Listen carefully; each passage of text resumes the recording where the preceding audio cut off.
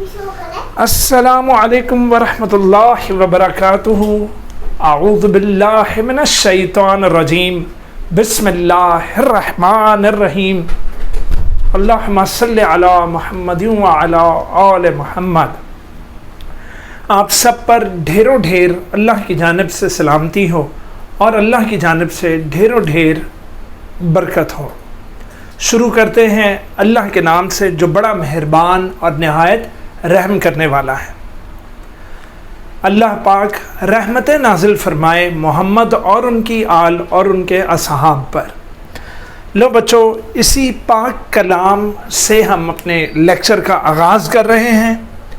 जनाब Ali lecture number 14 है आज। तो लेक्चर नंबर 14 का जो टॉपिक है वो टॉपिक पुत्र वेरी इंपॉर्टेंट शॉर्ट क्वेश्चन है, और वो ये टॉपिक है कि ऑस्मोसिस एंड गार्ड सेल्स का आपस में क्या ताल्लुक़ है। ये गार्ड सेल्स क्या होते हैं और ये ऑस्मोसिस क्यों करते हैं।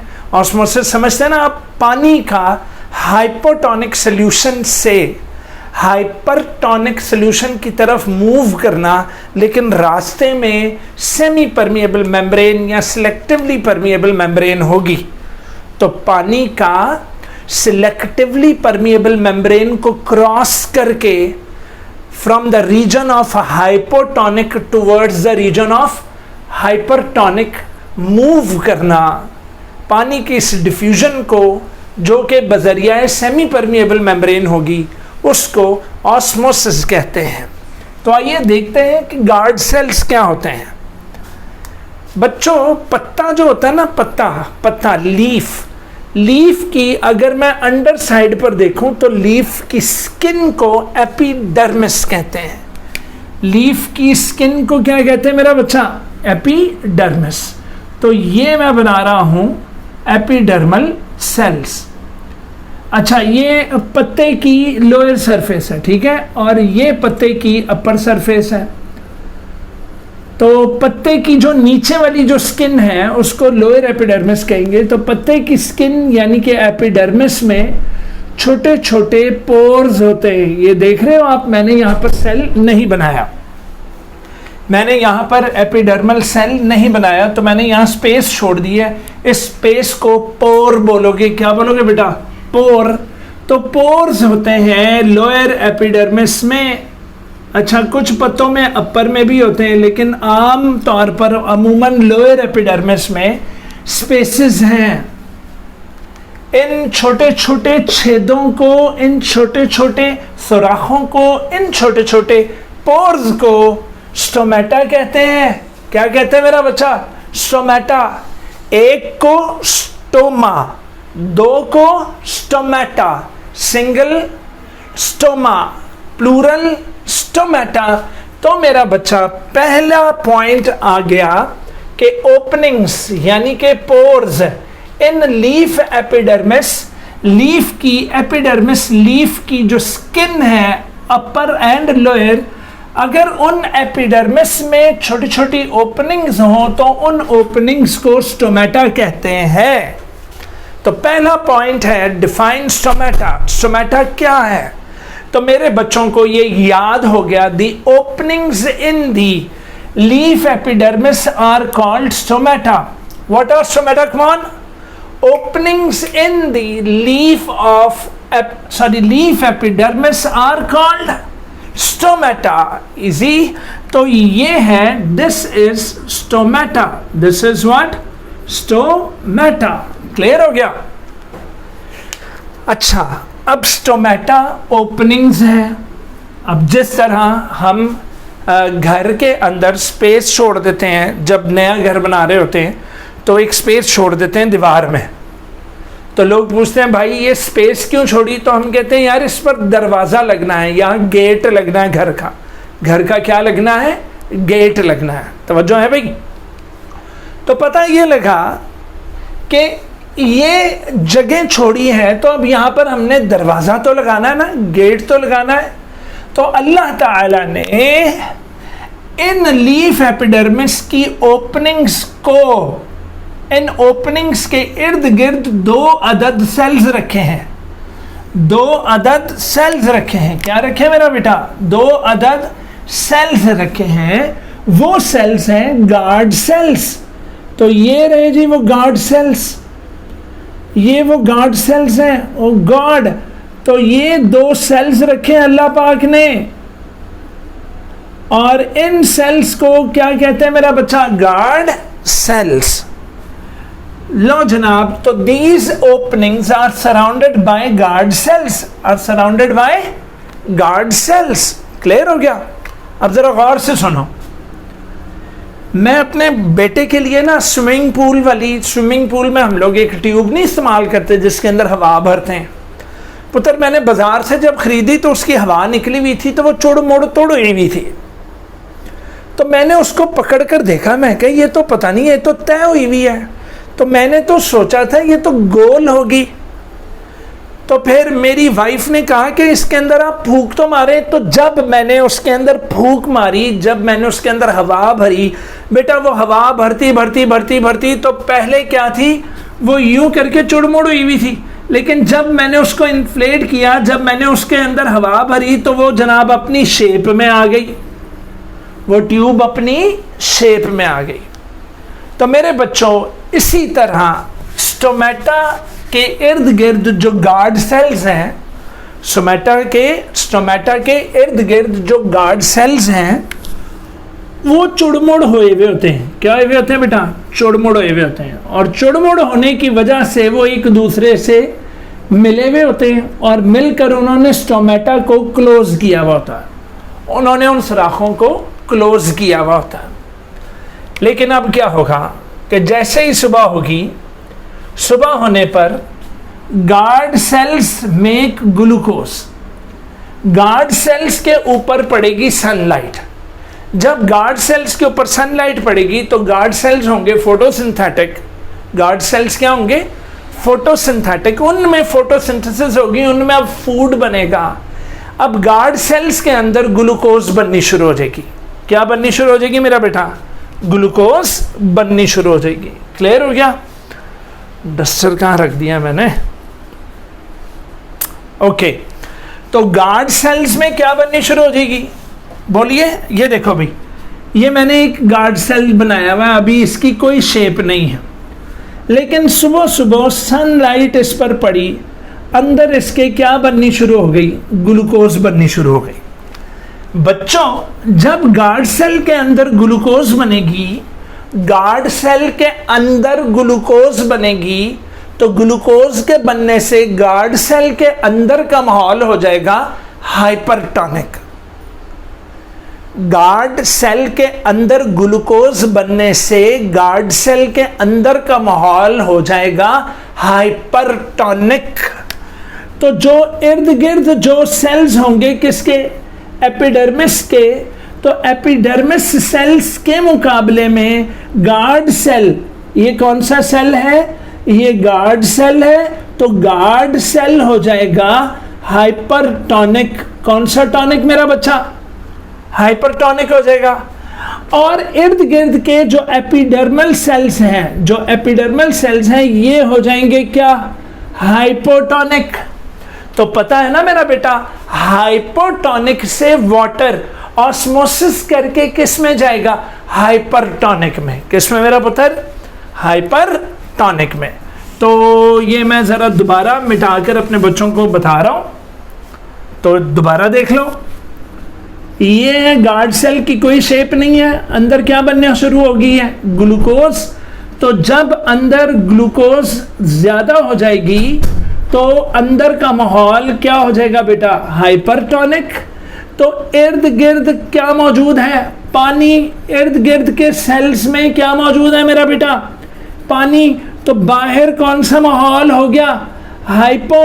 तो हाइपो से पानी किधर जाना शुरू कर देगा? लो जी, पानी अंदर जाना शुरू हो जाएगा। किस में? गार्ड सेल्स में। किस में मेरा बच्चा? गार्ड सेल्स में। अच्छा, जब गार्ड सेल्स में पानी जाएगा तो गार्ड सेल्स तो टर्जिडिटी पकड़ेंगे।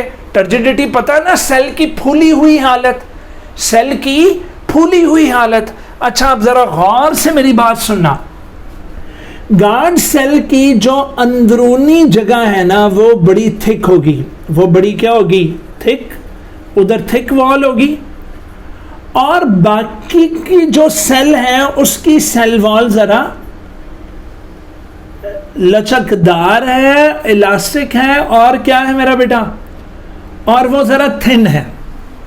तो क्या होगा कि जब पानी अंदर एंटर होता जाएगा, जब गार्ड सेल में क्या एंटर हो गया बेटा, पानी अंदर एंटर हो गया, क्योंकि अंदर ग्लूकोज बहुत ज्यादा है, तो गार्ड सेल पानी एब्जॉर्ब कर करके फूलेगा। तो मेरा बच्चा फूलने की वजह से जो थिक साइड है वो बाहर को नहीं जाएगी, लेकिन पानी के प्रेशर की वजह से जो थिन साइड है, जो थिन साइड है बेटा वो ज्यादा फूल जाएगी, और गार्ड सेल की जो शेप है, गार्ड सेल की जो शेप है लोबिये के दाने की तरह की किडनी शेप बन जाएगी, बीन शेप्ड। कौन सी शेप्ड, बीन शेप्ड। और जैसा कि मैंने यहां बताया कि 2 अदद गार्ड सेल्स हैं, एक ये एक ये है, तो 2 अदद गार्ड सेल्स जब आपस में जुड़ेंगे, तो चलो मैं दूसरे को बना रहा हूं किससे, ये ब्लू इंक से। तो मेरा बच्चा ये देखो, ये इसकी थिक वॉल, और जो पतली वॉल होगी वो भी इन्फ्लेट कर गई, लो जी, वो भी क्या हो गई, इन्फ्लेट कर गई।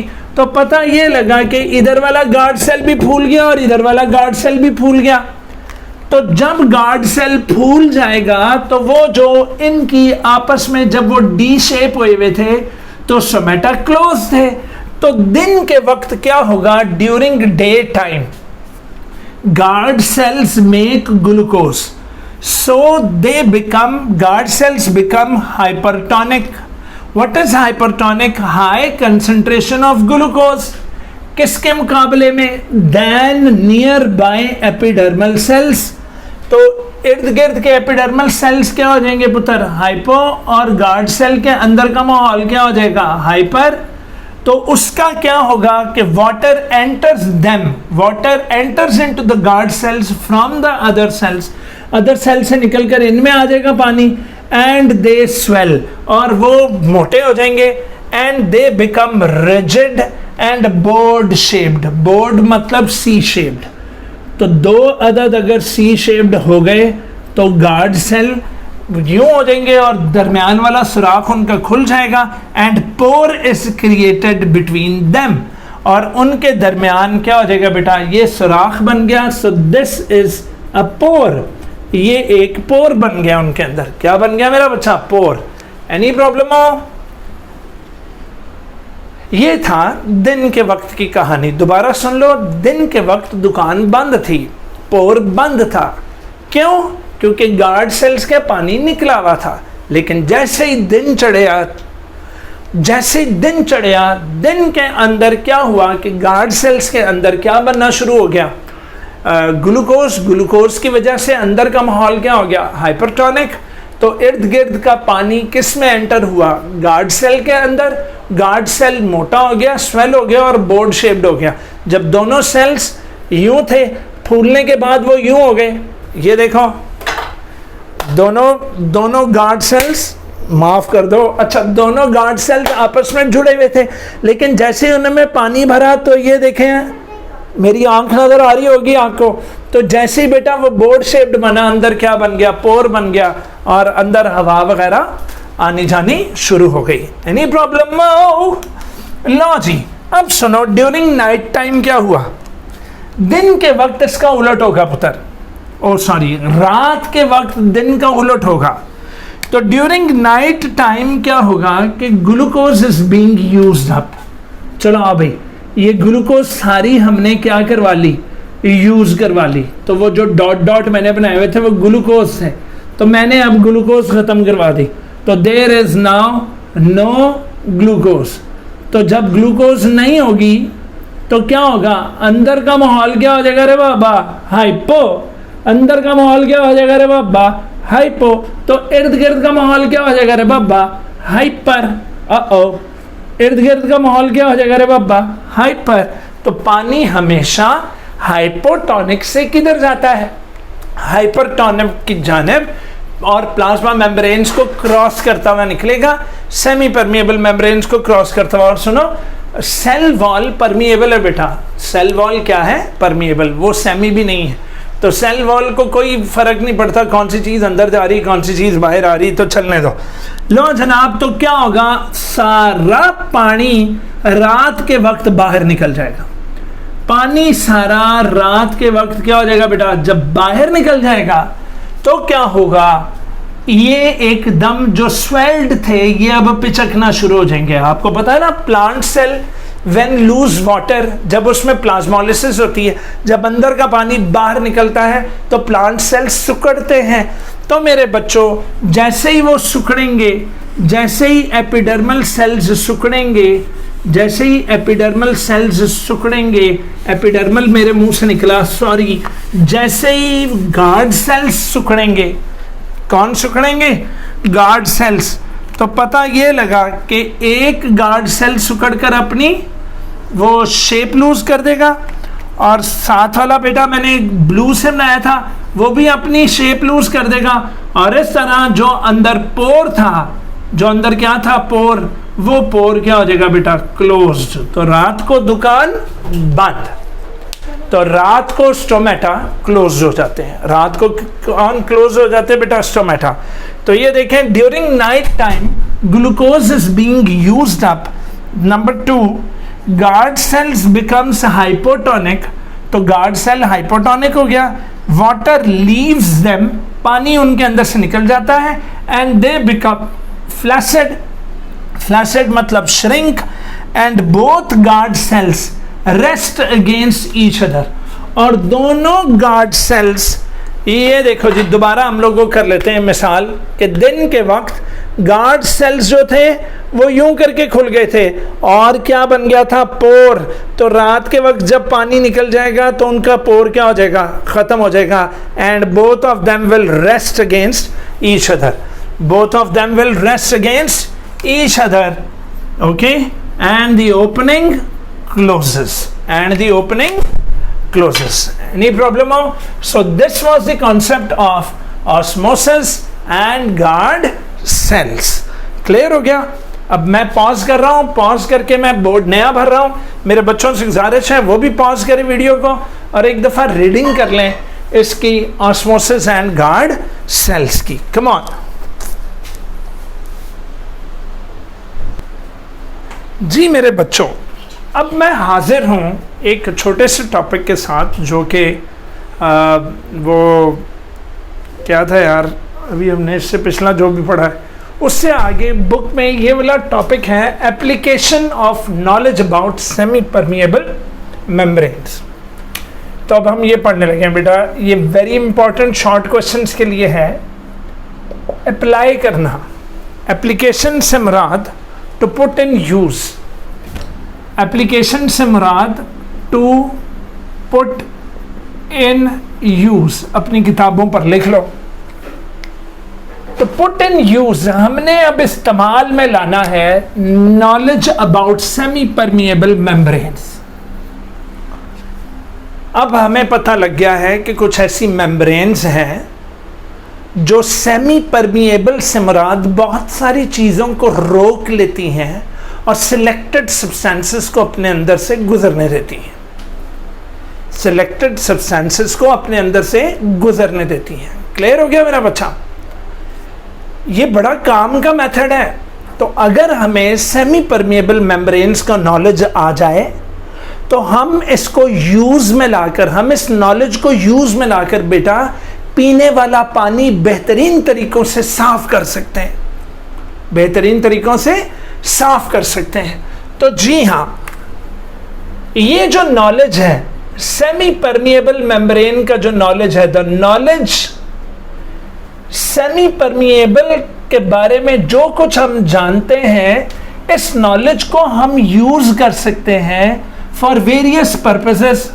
हम मुख्तलिफ तरीक़ों के, मुख्तलिफ चीज़ों के हसूल के लिए, मुख्तलिफ मक़ासद के लिए हम इस नॉलेज का इस्तेमाल कर सकते हैं सेमी परमिएबल का।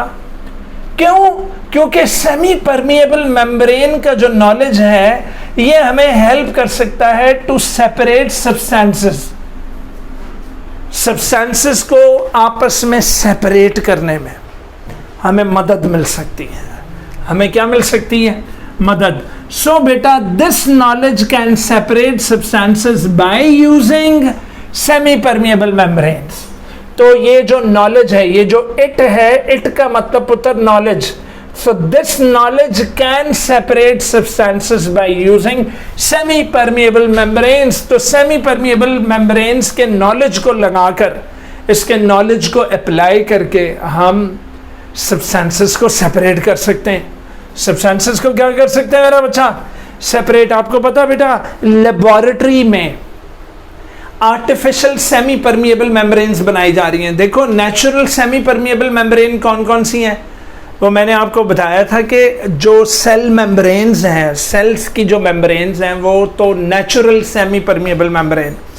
अब हमने पिछले टॉपिक्स में पढ़ा था कि बर्ड का जो एग है वो भी सेल है, बल्किएस्ट सेल। याद आया? हमने पढ़ा था कि बर्ड का जो सेल है वो बल्किएस्ट है and it is a cell.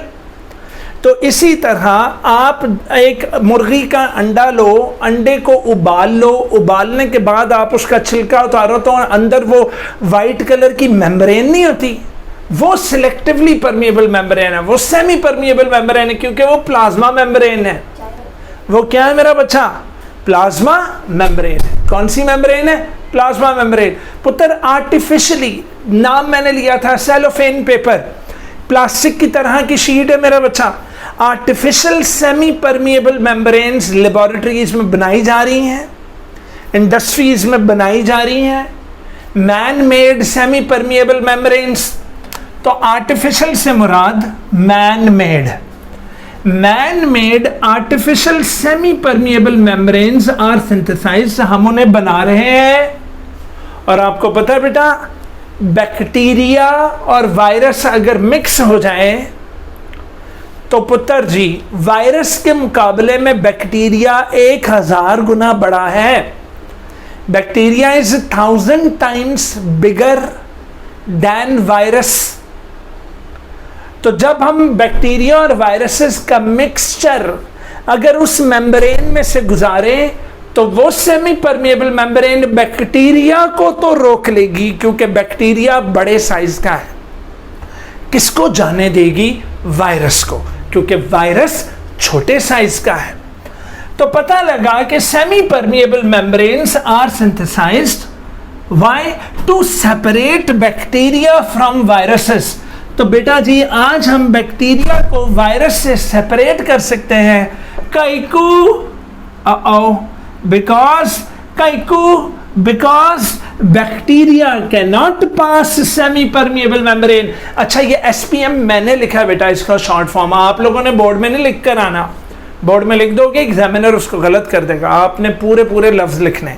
Semi permeable membrane done. तो पहला यूज क्या है भाई? 2 यूजेस बताए उन्होंने। आर्टिफिशियल सेमी परमिएबल मेम्ब्रेन्स बनाई जा रही हैं to separate bacteria from viruses because bacteria due to the large size it cannot pass through semi permeable membrane. तो मेरा बच्चा बैक्टीरिया अलग हो जाएगा और वायरस आगे निकल जाएगा। ठीक है, वायरस आगे निकल जाएगा।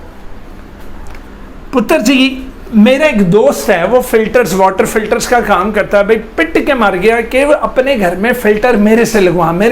मैं कहा अच्छा फिल्टर? कहने लगा आम वाला 3000 रुपये का, वो 8000 का, एक 15000 का। मैं कहा 15000 वाला कौन सा, उसमें क्या है? कहता भाई जी उसमें रिवर्स ऑस्मोसिस होती है। रिवर्स ऑस्मोसिस क्या है? तो वो अब हम पढ़ने लगे हैं। कहता है जनाब इन एडवांस, कहता जबरदस्त किस्म की जदीद वाटर ट्रीटमेंट टेक्नोलॉजीज में हम in semi permeable membranes based water filtration systems बनाते हैं। Semi permeable membranes based, semi permeable membranes पर इन्हसार शुदा यानी उन पर बेस्ड हम वाटर फिल्टरेशन के प्लांट्स बनाते हैं, सिस्टम्स बनाते हैं।